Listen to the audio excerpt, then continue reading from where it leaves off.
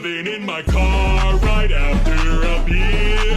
Hey, that bomb is shaped like a deer.